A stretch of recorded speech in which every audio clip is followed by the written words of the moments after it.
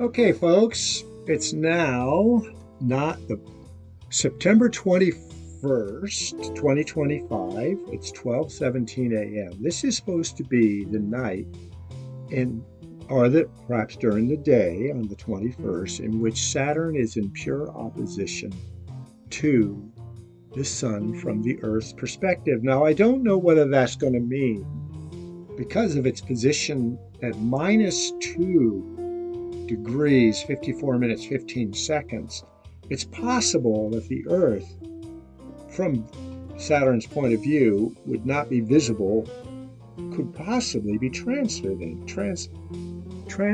the sun at this point. It's a little dot if you have a scope, but I doubt that's the case. Saturn's so far out at 1.3 million kilometers that the sun looks very small. It's very unlikely for the Earth to be actually transiting across the face of the sun, but it could happen. I mean, stranger things have happened. We had in 2012, we had the sun passing over the center of the Milky Way galaxy, and it seems to have marked the end of the Mayan the Mayan calendar. This is a better view of Saturn than I got in the previous evening.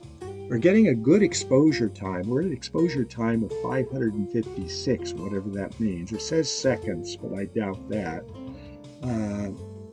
It's probably, I'll just call the number out. It's called the control function in the ASI planetary imaging function. I have the gain set at 211. We're getting a pretty decent view, although the limb of a 19 arcsecond size body of the planet Saturn is not looking particularly sharp. I am going to go ahead and run this for about 5 or 6 minutes, and I'll make some adjustments to the focus, very fine adjustments. We'll see if there's any improvement whatsoever.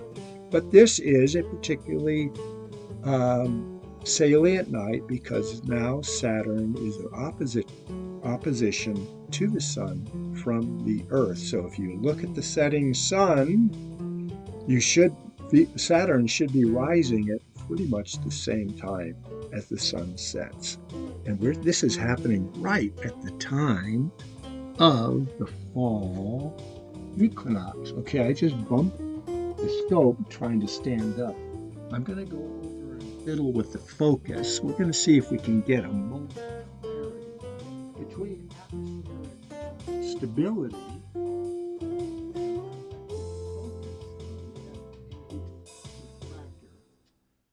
we may just get a sharp view of the edge-on presented ring around Saturn. Okay, I'm using the fine focuser. I don't seem to be improving it much. Maybe. I'm turning it clockwise from my hand point of view. What do you think? What I'd like to see is the shadow of the ring on the body of the planet. So I'm going to go in the opposite direction now and see what we get there.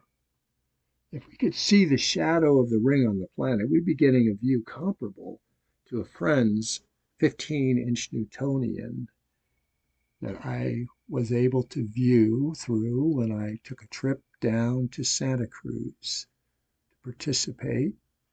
I'm going to go ahead and use a coarse focus first just to see if we're getting it. You know what? We don't seem to be showing much of a change in focus whatsoever. This is very peculiar. I am really twisting on the knob here.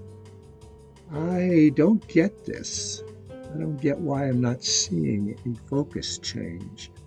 Maybe what we're doing is we're not actually getting real-time imaging off the planet. Let me pause this for a second and see if I can get some kind of an adjustment.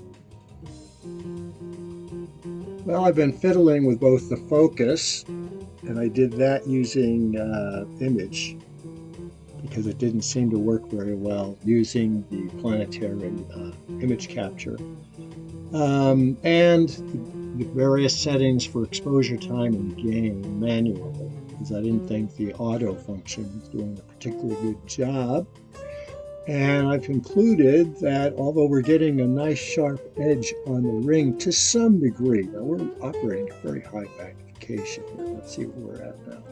All right, this is 600x. Now, what did you just do? Okay, it's paused. Oh, no, it's not. Anyway, this is basically 600x. Saturn's only 19 arc seconds across, so if we were to go down to a reasonable magnification, 300x, this is our view. It looks pretty sharp. We're not really making out much.